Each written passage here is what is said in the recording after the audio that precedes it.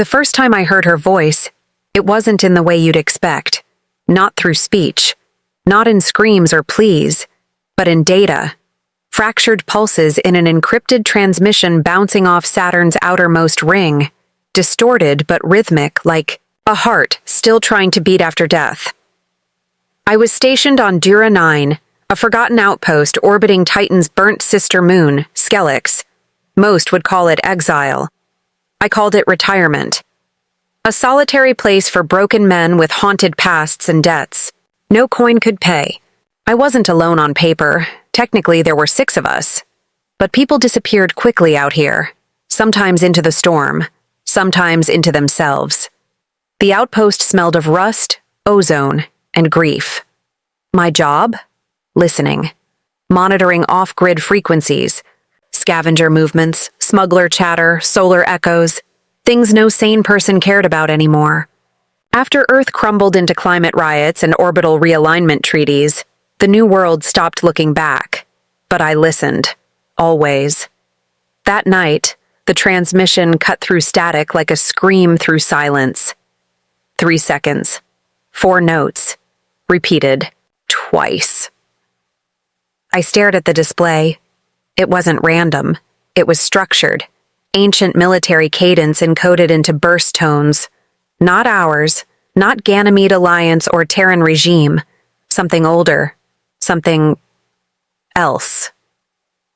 I hit the decrypt protocol and rerouted the data to my private console, ignoring regulation. Dura 9 had no chain of command. Not really. Only shadows of it. Out here, ghosts made better officers than men. I stayed up 14 hours, feeding the pulses through everything I had.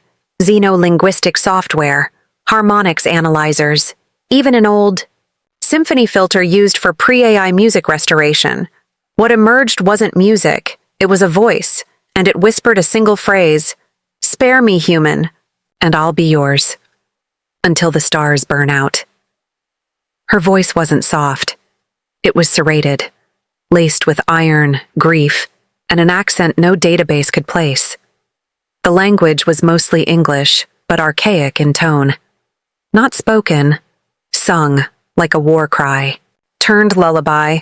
I played it a dozen times before I even breathed again. Who was she? And why did her voice sound like it had survived extinction? The coordinates embedded in the packet pointed to a place no sane ship would go. The fractured remains of Rallick Station, obliterated 2 years ago during the Meridian collapse. Official reports blamed an AI insurrection. Unofficially, it was a cleanup. A purge of something humanity was never meant to find. I should have ignored it. I didn't. The next cycle, I took the Warden's Folly, my half-dead freighter, and plotted a course to Rallick's. I didn't tell anyone. The only other person still, breathing on Dura 9 was Helgen, and he'd welded himself into the atmospheric processor after the last sandquake. 3 days into the flight, I stopped sleeping, not because of fear, because the voice played on repeat in my dreams. Spare me, human. It wasn't a plea. It was a vow. When I reached the outskirts of Rallick's, space itself looked bruised. The debris field churned like a graveyard of forgotten gods, twisted metal, shattered domes, broken bodies sealed in frozen motion. But in the center was something intact. A pod, floating alone, unpowered, tethered to nothing. A relic among wreckage. I approached cautiously, manual override ready in case it was a trap. The pod wasn't of Terran design. Smooth, obsidian black, with a seamless outer shell covered in etchings that shimmered when touched by starlight. There were no hatches, no ports, except one. A single hand-sized indentation. I placed my palm on it. Pain shot up my arm like lightning. Then, the pod opened. Inside was her. She didn't look like anything I'd ever seen. Not human. Not machine. Not entirely alien either. Tall, nearly my height, with silver blue skin marked by inked glyphs that pulsed faintly like circuitry. Her hair was braided tight against Her skull, jet black with metallic threads woven through. And her eyes. Stars, her eyes. Twin galaxies trapped in rage and sorrow. She was shackled, metal bindings fused into her limbs with tech I didn't recognize. Scorch marks lined her wrists, dried blood crusted around her ankles. She wasn't asleep. She was frozen, held in stasis by a technology older than anything in human archives. Yet, the moment I touched her bindings, her eyes opened, and for the first time, the voice I'd only heard in code spoke aloud. "James," she said. My spine locked. "How do you know my name?" I asked. Her lips cracked open, smile sharp like a blade unsheathed. "Because I summoned you." I brought her aboard, against every protocol, every instinct. She said her name was Asira, but that it was not her real name, just the one her enemies left her with after they tore out her past. She didn't remember how she ended up in the pod, only that she was betrayed. Not by humans, but by her own, a warlord of her people, a lover turned executioner. He ordered her bound in a death sleep, locked in orbit to be found by no one, because killing her outright would have made him weak. So he buried her among stars. And, "Yet," she whispered, tracing the ship's cracked hull, "you found me." I didn't tell her why. I didn't tell her I'd heard her voice calling me in dreams or decoded her cry in soundless space. I told myself it was curiosity. The truth? I was already bound to her voice. And I didn't care what it meant. On the third day aboard Warden's Folly, the shackles on her arms began to crack. Not from time, from will. Asira didn't beg. She meditated. She hummed strange melodies that rattled the control panels and made static crawl across my skin. And then she whispered it again. "Spare me, James, and I'll be yours." I stood outside the cryo chamber, watching her through the glass, wondering if she was some cosmic punishment for sins I hadn't confessed, or a miracle I didn't deserve. Then the warning lights triggered.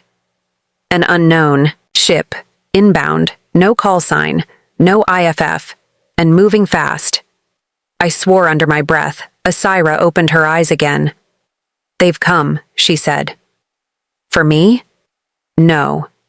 She stepped forward, eyes gleaming. "For you." I should have turned the Warden's Folly and fled. Every sensor I had screamed predator. The inbound vessel was matte black, no reflective coating, absorbing light like it was born in a void older than the stars. No registration, no trace of heat. It didn't travel so much as glide, a shadow skipping through space, violating physics like a smirk mocks a law. "They're not human," I muttered. "No," Asira said behind me, her voice composed but tight. "They're worse." She stepped beside me, eyes narrowed. "They are Veilborn." "Never heard of them." "You shouldn't have. They don't leave survivors." I stared at the sensor logs. The ship wasn't broadcasting any comms, not even passive signals. No light, no sound, only intent.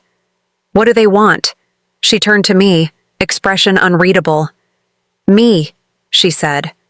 "But now, they know about you." Before I could ask what that meant, the comms panel exploded into static.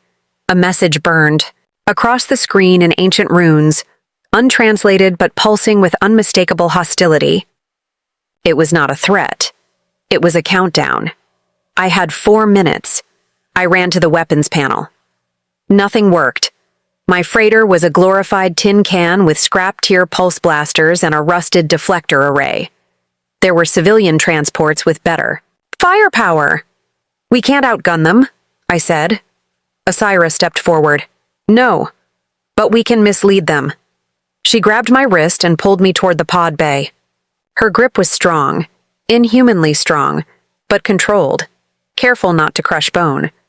I noticed the shackles on her wrists had cracked open. Energy pulsed along her forearms like veins of molten silver. "What are you doing?" I asked. "Buying us a chance." With practiced motion, she slammed her palm against the broken stasis pod she arrived in. The glyphs reactivated briefly, and a blue echo of her form shimmered within it. An illusion, frozen in stillness. A perfect decoy. They'll scan the ship. They'll see me. Still dormant. "And what about us?" She turned and smiled faintly. "We'll be ghosts." I followed her into the crawl space ducts, narrow, suffocating old maintenance shafts that looped behind the ship's central systems. Her skin seemed to absorb the dim emergency lighting. In the shadows, Asira looked like she belonged to some forgotten realm where stars bled and silence had a voice. The Veil-born ship made contact moments later. I felt it more than heard it. A low hum, like a tuning fork embedded in my spine. My teeth ached. The power died. Gravity stuttered. And then they boarded. No alarms, no hatches breached. They simply appeared. 3 of them. They didn't walk. They floated, cloaked in robes that shimmered with void threads, eyes glowing like submerged lanterns. No faces, just masks carved from bone, etched with runes that hurt to look at. I held my breath. Asira whispered, "Don't speak. Don't think." The Veil-born drifted past our hiding place, scanning the room. One extended a hand and released a pulse of black light. It phased through walls, through me. My heart stopped. Then, they turned, moved toward the pod. They believed the illusion. But one paused. I locked eyes with it. A mistake. The world twisted. Suddenly, I wasn't in the ship anymore. I was somewhere else. A battlefield. Planets on fire. Bodies floating in orbit. Machines with screaming faces. I saw a younger Asira, glorious, brutal, leading legions in golden armor. She wasn't captive. She was conqueror. She wielded a blade of light curved like a crescent moon. She was death incarnate. Then I saw the betrayal. A man. No, a creature. Taller than her. Face hidden in a horned helm, pressing a palm to her chest. Her body convulsed. The light in her blade died. And he whispered, "You could have ruled beside me." Then darkness. I gasped back into my body. The Veil-born stood inches from the duct, but it turned and left. They were gone. I crawled out shaking. Asira looked at me, expression grave. "You saw," she said. I nodded. "Was that real?" "More real than anything you've lived." She sat down against the bulkhead. "He was my oath-bound. In my people's terms, that means more than mate. It means soul. And he used that bond to destroy me." Her hands trembled slightly. I watched my world burn because I refused to become his weapon. I was meant to be the edge that cut through galaxies. He thought love would break my will. Instead, it forged it. I sat beside her. "And now?" She looked at me. "I'm no longer his, but I'm not free." I reached out, touched her wrist. Then, "Let me help." We limped the ship to a nearby asteroid belt, hiding behind the magnetosphere of a rogue moon called Braylac 7. The systems flickered. The Veil-born had left, but they'd marked us. I worked repairs in silence while Asira meditated again, glyphs on her skin burning faint silver. "James," she said finally. "Yeah?"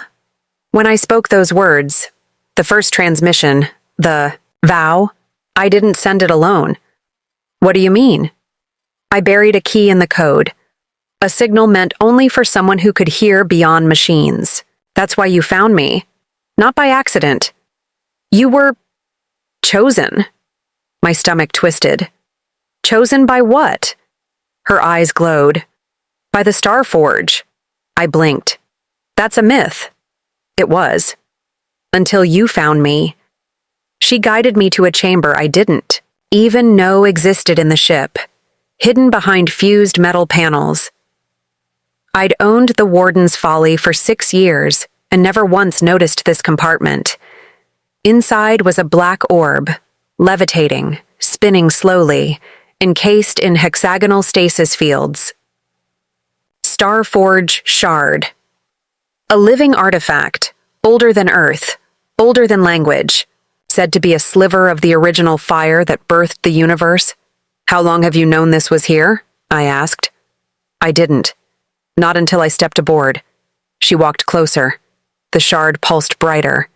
It's why I survived. Why my signal reached you. She turned to me. James, this changes everything. That night, or what passed for night in the dark, Asira sat on the floor near the orb, humming. Not the same tune as before. This one was soft. Hopeful. Are you afraid?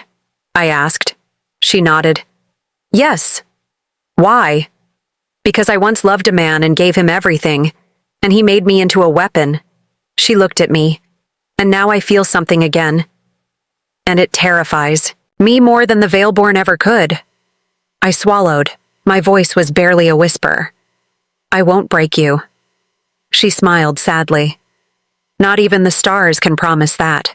Later, as the ship drifted in silence, I found myself standing at the viewport, watching the endless black. My hand still tingled where I'd touched the shard. I felt it inside me now, like part of it had moved into my blood. Asira joined me. Do. You know what it means when someone of my kind gives that vow? No. It is not a metaphor. It is a bond, a tether. I spoke those words with my soul.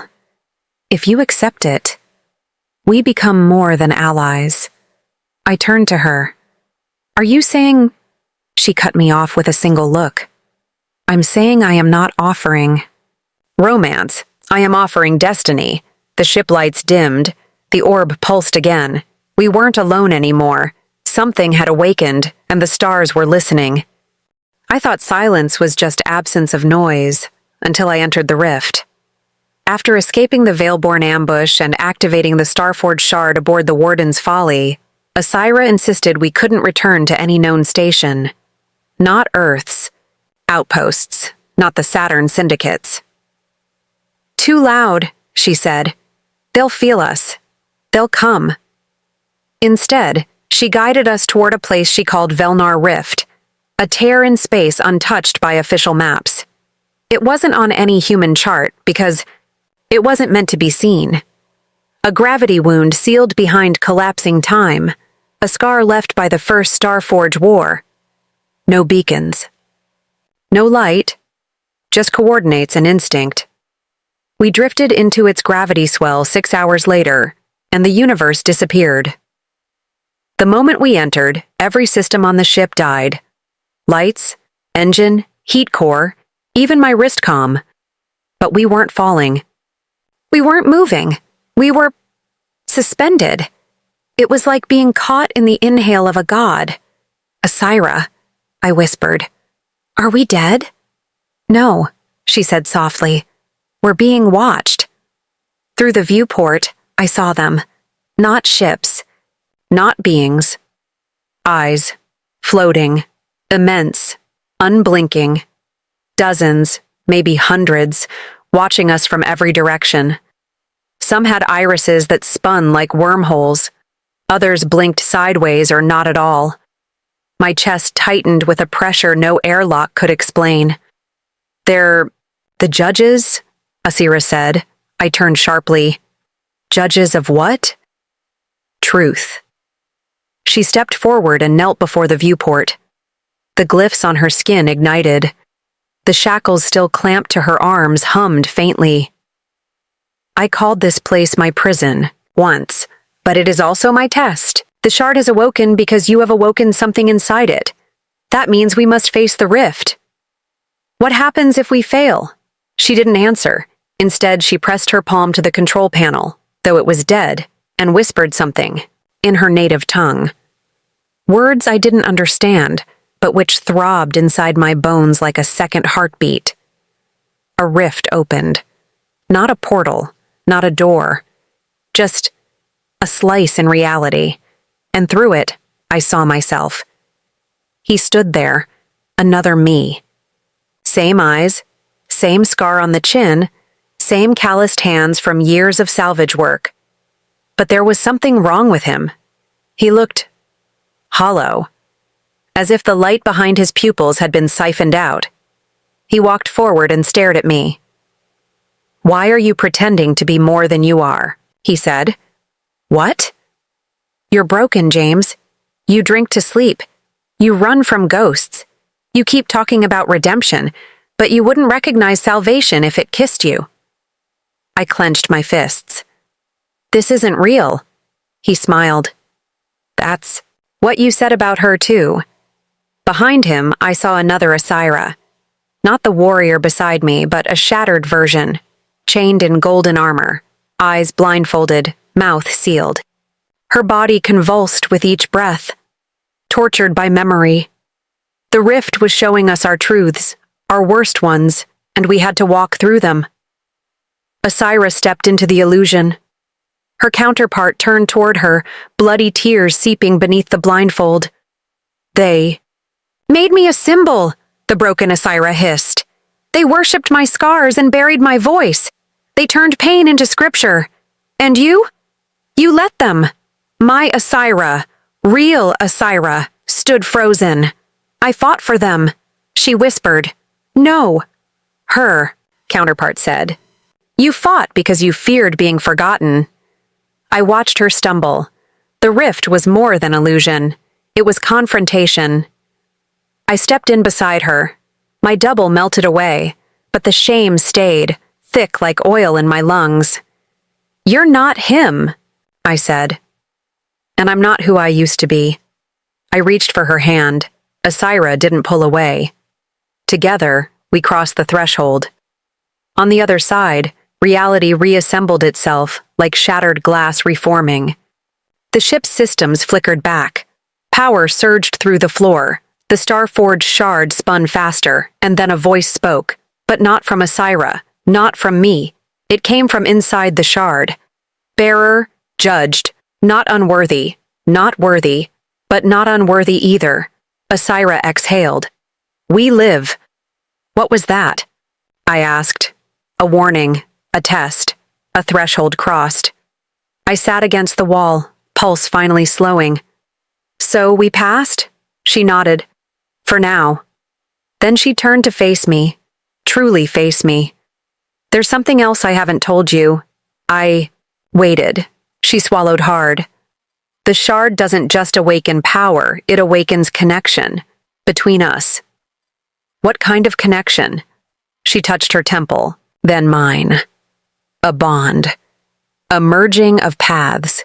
If we go forward from here, there's no separation. We become bound." I stared at her hand, warm against my skin. "What happens if we don't?" "The shard sleeps again. I remain hunted. You remain haunted." "And if we do?" She didn't smile. She simply said, "Then your fate becomes legend." That night, as I stared into the shard's shifting surface, I felt it again. That same voice, deep in my chest. Not words, but a promise. I reached. Across the dark, took Asira's hand, and whispered back, "Then let's burn together." We emerged from Velnar Rift changed, but we didn't understand how until the voices came. They didn't come over comms, not through sensors or translators. They echoed inside my mind and hers, at the same time. No words, just emotion, anger, desperation, and something that felt like rejection. I stood on the bridge, staring at the blinking star map. A new set of coordinates had burned itself onto the console. No source, no transmission trail, just one word glowing beneath the cluster. Askara. Asira flinched the moment she saw it. "That place is forbidden," she said. "To who?" "To everyone who survives." Askara wasn't a planet. It was a construct, an artificial lattice built around a pulsar. Long ago, Asira told me, It was the gathering place of the Eight Wills, the first beings to tame starfire. They forged alliances between ancient races, settled interstellar wars with mind duels. Then one of them betrayed the pact, and Askara vanished from the known star web. Why would the shard point us there? I asked. Because we've been noticed. She looked at the glowing orb in the chamber, which now rotated vertically. Its inner core splitting into twin spirals. It's trying to prepare us. We drifted toward Askara for 3 days, engines running low to avoid attracting the Veilborn again. During that time, Asira grew quieter. Her meditation deepened. She began speaking to the shard aloud in her native tongue, phrases filled with old vowels and reverent pauses. I didn't understand the language, but I felt every syllable like wind over bone. I started dreaming again. But they weren't dreams. I saw myself standing in fire, wearing armor I didn't own. I saw Asira, her hands pressed to mine, lightning arcing between our palms. We stood atop something vast, like a machine the size of a continent. Below us, voices screamed, not in pain, in worship, and above, the stars trembled. Askara revealed itself on the 4th cycle. First, the shadows deepened. Then the stars went silent. And then it appeared, a skeleton of glowing rings suspended in orbit around a white-hot core that beat, like a god's heart. The construct wasn't broken, but it was decaying. Entire sections flickered in and out of existence. Energy bled from the spires into open void. Yet, something still lived there. The moment we entered orbit, a signal split. Through the shard, not a warning, a request. One must enter, the other must wait. Asira turned to me. It means you, not me. Why? Because I've already been judged, but you, they want to see if you are truly worthy of what follows. I docked at one of Askara's outer cradles. The moment I stepped into its gravity field, the ship pulled away, drifting under automatic sequence, piloted by Asira to wait at a safe distance. I was alone. The station wasn't empty. It felt like it was watching. The walls shimmered like melted chrome. I walked across transparent bridges, down echoing halls filled with statues, some humanoid, some not. Their faces were wrapped in bands of light, expressions unreadable. I passed a floating library filled with nothing but blank books, then a garden of silence, where trees grew upside down, and no wind moved their leaves. Finally, I reached the core. A figure waited.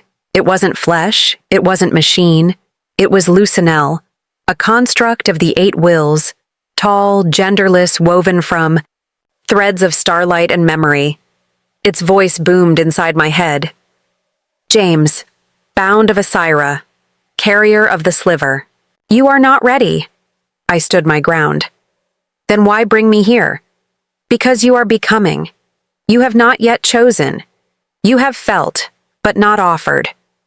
What do I have to offer? Your truth. The walls peeled away, and I saw it. Again. The crash. The one that ended my military career. I was 19, a captain in training. I led a sortie over Europa's icy plains against rogue drones. There was a malfunction. My call. My arrogance. 5 died, and I was the only survivor. Everyone called it a system error, but I knew the truth. I chose speed over safety, glory over precision. Lucinel watched me. You are not defined by your sins, but you must claim them. I sank to my knees.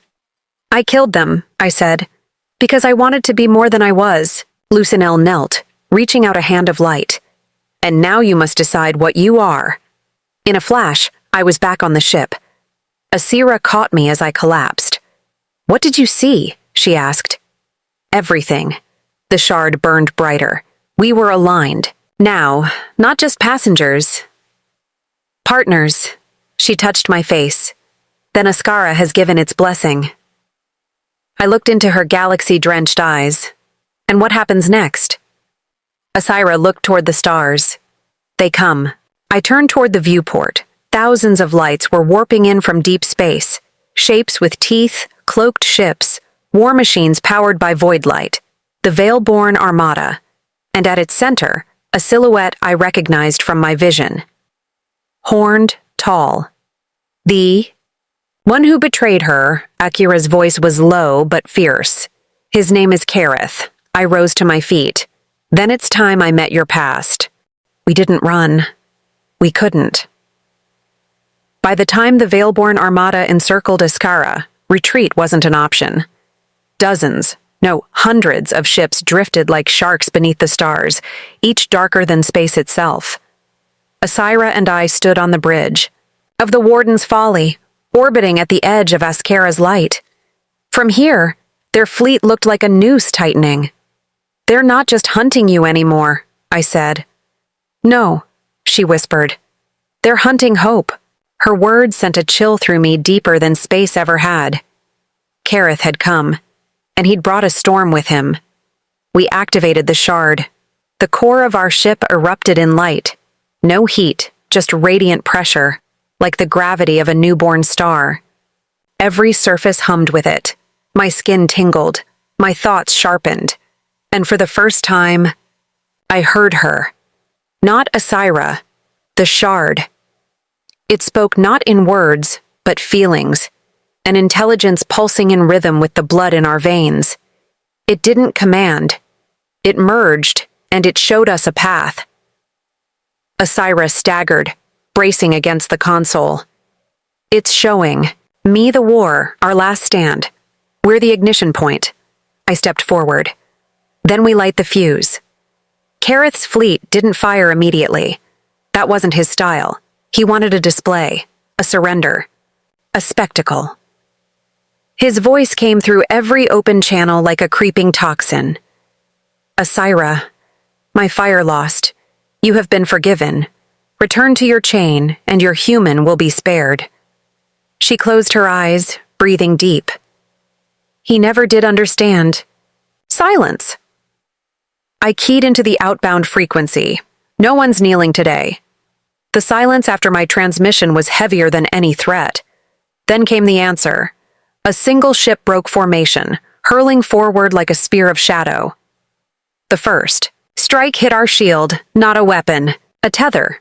An energy filament that latched onto our hull like a claw, initiating a siphon. They're trying to drain the shard, Asira said, voice taut. They want to starve it before the others arrive. I didn't hesitate. I'll handle. The breach. You guide the shard. She nodded once. And James, don't let them touch you. I launched into the maintenance shaft with a plasma torch and a volt blade. The tether had punched through the hull like a hook, spitting fragments of obsidian metal and oily smoke. At the end of it, a Veil-born Reaper climbed aboard. It moved like liquid armor, its body adapting, reshaping into whatever fit the corridor. Best. I struck low with the torch, searing through a limb. It screamed, not audibly, but through the walls.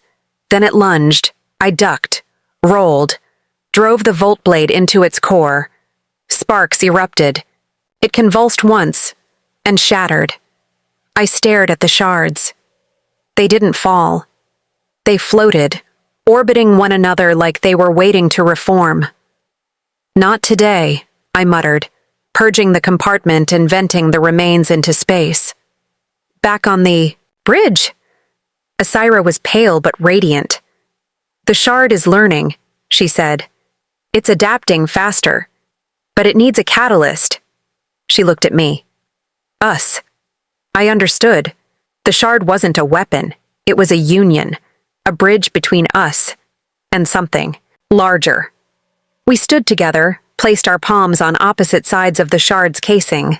It pulsed, and in that instant, we weren't in the ship anymore. We were inside the shard. Not physically, but our minds, our memories, our histories. I saw her as a child, training in gravity halls that shifted every 30 seconds. Her body broken and rebuilt 100 times. I saw her first kill, her first tear, her rebellion, her chains. She saw me, not just the crash. She saw my father, screaming at a boy who couldn't meet his expectations. She saw the broken years between deployments, the bottle, the guilt, the noise I used to drown the silence. We saw everything, and then we saw each other, naked of pretense, free of fear. The shard accepted our bond, and in doing so, it changed us. When we awoke, our eyes glowed. Our blood shimmered faintly beneath our skin. The console displays warped, no longer requiring touch, only thought. We weren't just pilots now, we were conduits. Asira turned to me. I can fly us into the heart of the Veilborn Armada, and I can hold the line. She smiled, then frowned. What? Kareth won't come until we force him? Then let's knock on his door. We surged forward, Warden's Folly reborn in light, its hull coated in living plasma, its engines trailing stardust like comet tails. We tore through the first wave, Veilborn, vessels shattering as our combined force sliced through their phalanx like a nova blade. But this wasn't victory, it was invitation. Kareth appeared. His ship, a monolith, a cathedral of sorrow, covered in bone and memory.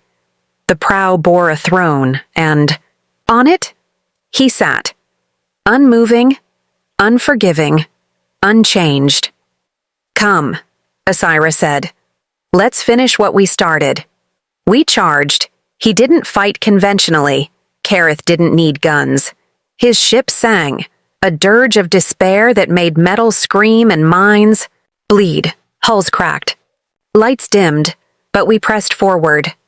We reached the throne room, if you could call it that. It wasn't architecture. It was intention, a place built to crush hope. Kareth rose. He was taller than I remembered from the vision. His eyes burned, violet. His voice was calm. You brought another to die for your stubbornness, he said to Asira. She stepped forward. No, I brought someone who chose me. He turned to me. Do you think you love her, little human? I didn't answer. I acted. My blade met his in a flash of light and agony. He was faster, but I was bound to the shard. Every time I fell, it pulled me back. Every time he struck, Asira, shielded. We weren't two fighters. We were one force. And finally, we found the opening. Together, we drove a pulse of pure shard light through Kareth's chest. He collapsed. No scream, just a whisper. She was mine. Asira leaned down. No, she said. I was never anyone's. And she turned her back as the throne shattered. Space doesn't cheer. It doesn't weep. When Kareth fell and his fleet splintered into spirals of dissolving shadow, there was no sound, only a stillness that stretched too long. We stood in the heart of his broken flagship, surrounded by drifting debris and dying gravity. The Warden's Folly floated nearby, its lights dimmed, waiting for us like a loyal beast. But we couldn't move. Not yet. Asira knelt beside the cracked remains of Kareth's throne. She wasn't crying. Warriors like her didn't cry. Not in the way I understood. Her pain expressed itself in silence, in the way she gripped the floor, in the way her back curved inward like something in her chest had caved.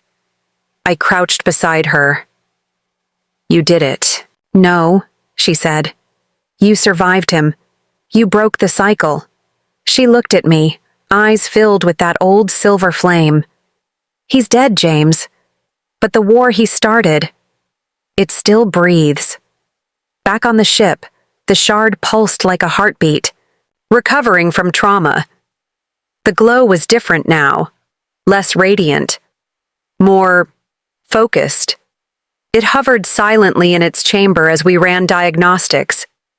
The ship's core systems, previously cobbled together with analog salvage and semi-conscious tech, now thrummed in perfect alignment.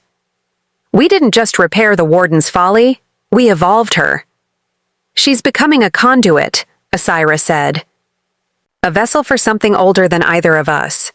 Older than the shard? She nodded. Older than the stars. I blinked. Then what's inside that thing? Asira turned toward the chamber window. The shard pulsed once, and the air tightened. I think, she said softly, it's memory.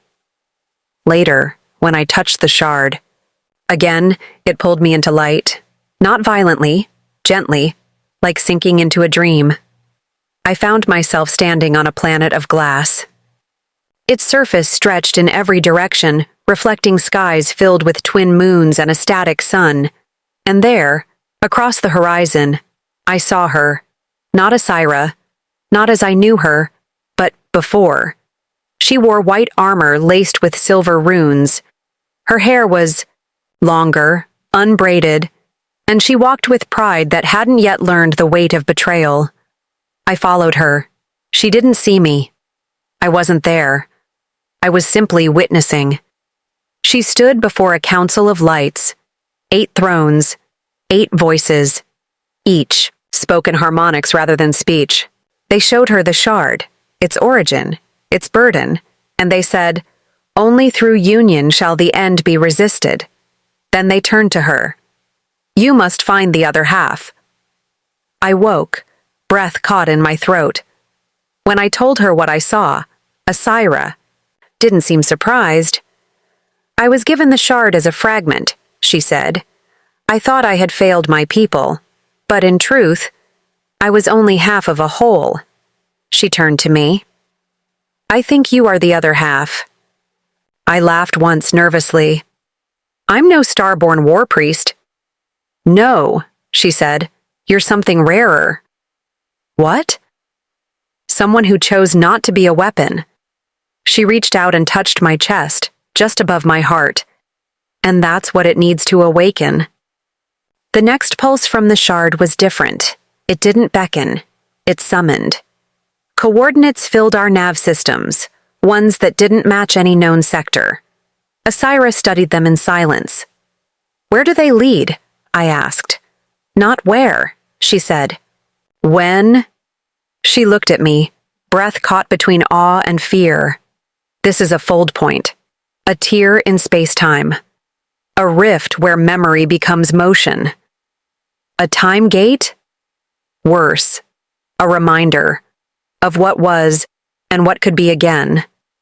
We plotted a course, and as we jumped, I held her hand tighter than I ever had, because I knew the next place wouldn't be a battle, it would be a choice. The fold point was nothing like I imagined. No wormhole, no swirling vortex. It was a temple, built in the center of dead space, orbiting a dark star so ancient its light had forgotten how to shine. The temple was spherical, latticed with golden veins, and at its heart was a platform suspended over infinity. We landed on the edge. Only one entrance. Only one test. Asira went ahead. I followed. Inside, we met her. A woman. Tall, silent, cloaked, in robes woven from captured time. Her face was hidden behind a veil that shimmered with every step. "I am Kustira," she said. "Last of the Rememberers." We bowed instinctively. "You carry the shard," she said. "But do you carry the will?" Asira stepped forward. "We do." Kustira nodded. Then, with a single movement, she revealed what lay behind her. A mirror. No glass. Just reflection. But it didn't show us. It showed everything we feared. I saw myself failing her. Letting her die in a forgotten battle. I saw her chained again. This time by me. I staggered back. Asira didn't flinch. She looked into her worst self and said, "I am not you." And the mirror shattered. Kustira raised her hand. "You are ready." She led us to the central chamber. There, floating in the void, was the other shard, the missing half. It pulsed once and moved toward me. Asira gasped. I reached out. The two shards collided, merged, and became whole. The chamber blazed. We fell to our knees, our minds filled with visions, worlds devoured, civilizations reborn, stars choosing to collapse not from age, but from mercy, and in every image. We were there, together. The shard didn't show us our future, it showed us our place in the future. We were no longer fugitives, no longer survivors. We were keepers of the final light. When the vision faded, Asira and I stood hand in hand, stronger, changed. The stars outside waited. The silence was pregnant with fate, and I whispered, "Spare me, warrior, and I'll be yours until the stars burn out." She smiled, eyes shimmering, "Then don't let go." The merged shard had no voice, no light, no need for either. It simply was, and it lived within us now.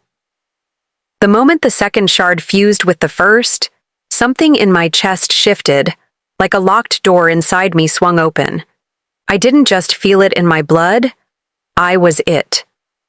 And so was Asira. Two minds, two pasts, now connected by something older than identity. We were no longer James and Asira. We were a tether between starfire and shadow. We were the last beacon. Kostira watched us in silence as the chamber dimmed. The temple that had floated undisturbed for eons began to fracture, golden veins crumbling into cosmic dust. She spoke once more, her voice now faint. The Starforge awakens, and then she was gone. No final words, no goodbyes, just silence. We returned to the Warden's Folly, though it barely resembled the ship we'd started with. The bridge reacted to our touch, shifting panels into new positions, aligning weapon systems with our thoughts. The engine no longer consumed fuel, it drew power from the shard itself, as if the cosmos owed it energy for enduring so long. We were faster now, sharper, but we weren't done. Not yet. The coordinates embedded in the shard pointed to a region humans called Noctis Reach, a place feared even by mercenaries and pirates. Not because of gravity wells or storms, but because of what they felt when they went near it. Emptiness, but not the usual kind. A kind that remembered. Asira stood behind me as we charted our course. She didn't speak, but her presence was a vow. Tapped the console. Engage.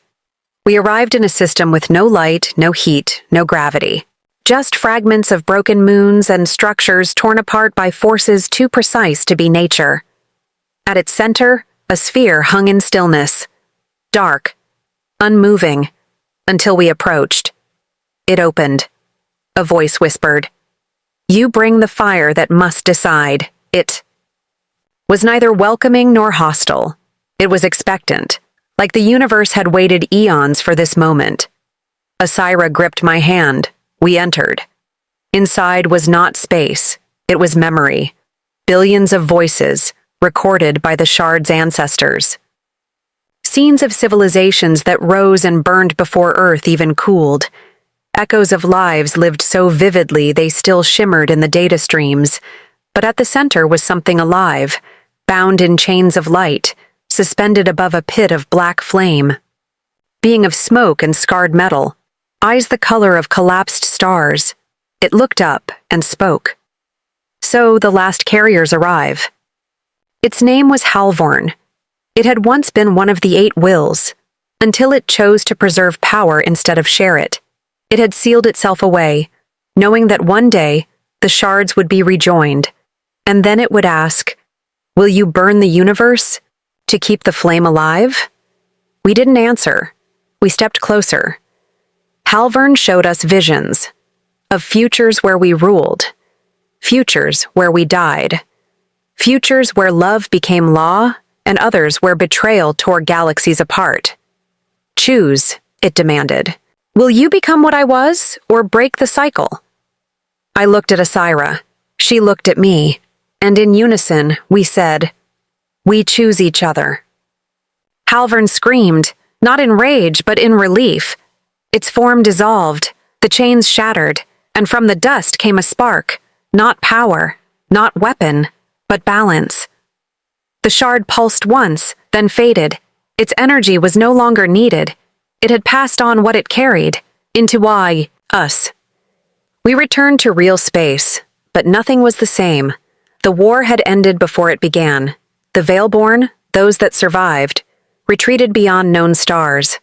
Their leaders scattered, and across the starnets rumors spread of a ship that glowed like the heart of a god, of a woman forged in war and a man who bore memory in his blood. Some called us myths, others threats. We didn't care. We had each other and the stars. Finally, they were quiet. Years passed. We charted worlds untouched, healed planets still weeping from ancient wounds. We taught where needed, fought only when we had to.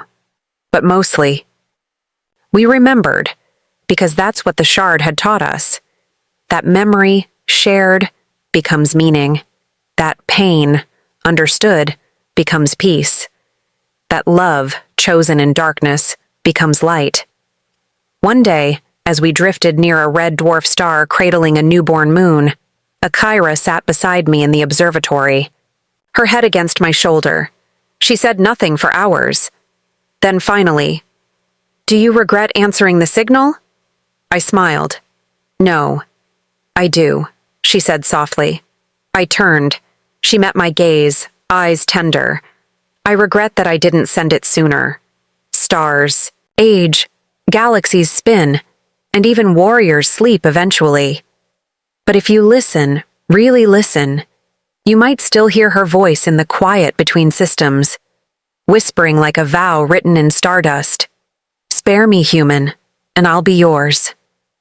Until the stars burn out,